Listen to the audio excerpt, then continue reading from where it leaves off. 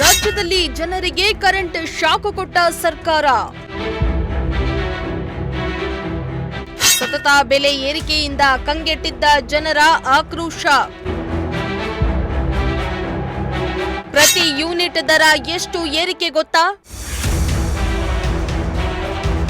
S, ಉಚಿತ ಭಾಗ್ಯಗಳನ್ನ ಕೊಟ್ಟ ಕಾಂಗ್ರೆಸ್ ರಾಜ್ಯದ ಜನರಿಗೆ ಶಾಕ್ ಮೇಲೆ ಶಾಕ್ ಕೊಡ್ತಾನೆ ಇದ್ದು ಇದೀಗ ಮತ್ತೊಂದು ಶಾಕ್ ನೀಡಿದೆ. ಹೌದು, ಈವರೆಗೂ ಬಸ್ ದರ, ಮೆಟ್ರೋ ದರ, ಹಾಲಿನ ದರ ಏರಿಕೆಯಿಂದ ಬೇಸತ್ತಿದ್ದ ಜನರಿಗೆ ಇದೀಗ ಕರೆಂಟ್ ಶಾಕ್ನ ಭೀತಿ ಶುರುವಾಗಿದೆ. ಕರ್ನಾಟಕ ವಿದ್ಯುತ್ ನಿಯಂತ್ರಣ ಆಯೋಗ ವಿದ್ಯುತ್ ದರ ಏರಿಕೆ ಮಾಡಿ ಆದೇಶ ಹೊರಡಿಸಿದೆ. ಇದರಿಂದ ಸತತ ಬೆಲೆ ಏರಿಕೆಯಿಂದ ಕಂಗೆಟ್ಟಿದ್ದ ಜನರ ಜೇಬಿಗೆ ಕತ್ತರಿ ಬಿದ್ದಂತಾಗಿದೆ. ಅಬ್ಬಾ, ಉಚಿತ ಭಾಗ್ಯ ಸಿಕ್ಕಿದೆ ಎಂದು ಖುಷಿ ಪಡ್ತಾ ಇದ್ದ ಜನರಿಗೆ ಬೆಲೆ ಏರಿಕೆಯ ಶಾಕ್ನಿಂದ ಜನರು ಕಂಗೆಟ್ಟಿದ್ದಾರೆ. ವಿದ್ಯುತ್ನ ಪ್ರತಿ ಯೂನಿಟ್ಗೆ 36 ಪೈಸೆ ಹೆಚ್ಚಳ ಮಾಡಿ ಕೆಇಆರ್ಸಿ ಇಲಾಖೆ ಆದೇಶವನ್ನ ಹೊರಡಿಸಿದ್ದು, ಪರಿಷ್ಕೃತ ದರ ಏಪ್ರಿಲ್ 1ರಿಂದಲೇ ಜಾರಿಗೆ ಬರಲಿದ್ದು, ಯುಗಾದಿ ಹಬ್ಬಕ್ಕೆ ಸರ್ಕಾರ ವಿದ್ಯುತ್ ಏರಿಕೆಯ ಗಿಫ್ಟ್ ಅನ್ನ ನೀಡಿದೆ. ಕೆಪಿಟಿಸಿಎಲ್ ಹಾಗೂ ಎಸ್ಕಾಂ ನೌಕರರ ಪಿಂಚಣಿ ಹಾಗೂ ಗ್ರಾಚ್ಯುಟಿ ಪಾವತಿಸಲು ಹಾಗೂ ಉಚಿತ ವಿದ್ಯುತ್ ಯೋಜನೆಗಳ ವೆಚ್ಚ ಭರಿಸಲು ವಿದ್ಯುತ್ ದರ ಏರಿಕೆ ಮಾಡಲಾಗಿದೆ ಎಂದು ಕೆಇಆರ್ಸಿ ತಿಳಿಸಿದೆ. ಅಂದ್ರೆ ಗ್ರಾಹಕರ ಮಾಸಿಕ ಬಿಲ್ನಲ್ಲಿ ಉಲ್ಲೇಖ ಮಾಡಿ ಹೆಚ್ಚುವರಿ ದರ ವಸೂಲಿ ಮಾಡಲಾಗ್ತಾ ಇದೆ.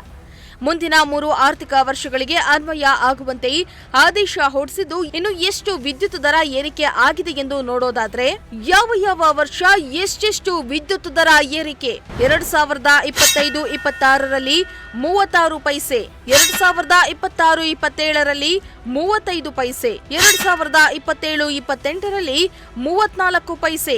ಯಾರ್ಯಾರಿಗೆ ಹೊಸ ವಿದ್ಯುತ್ ದರ ಅನ್ವಯ? ಇನ್ನು ವಿದ್ಯುತ್ ದರ ಹೆಚ್ಚಳದಿಂದ ಸಾಮಾನ್ಯ ಜನರಿಗೆ ತೊಂದರೆ ಆಗೋದಿಲ್ಲ. ಗೃಹ ಜ್ಯೋತಿ ಯೋಜನೆ ನಷ್ಟದಿಂದ ವಿದ್ಯುತ್ ದರ ಏರಿಕೆ ಮಾಡಲಾಗಿಲ್ಲ. ಸರ್ಕಾರ 200 ಯೂನಿಟ್ ವಿದ್ಯುತ್ ಉಚಿತವಾಗಿ ಕೊಟ್ಟಿದ್ದೇವೆ. 200 ಯೂನಿಟ್ ಮೇಲೆ ಬಳಸಿದವರಿಗೆ ದರ ಏರಿಕೆ ಅನ್ವಯ ಆಗಲಿದೆ ಎಂದು ಕೈ ಸರ್ಕಾರ ತಿಳಿಸಿದೆ.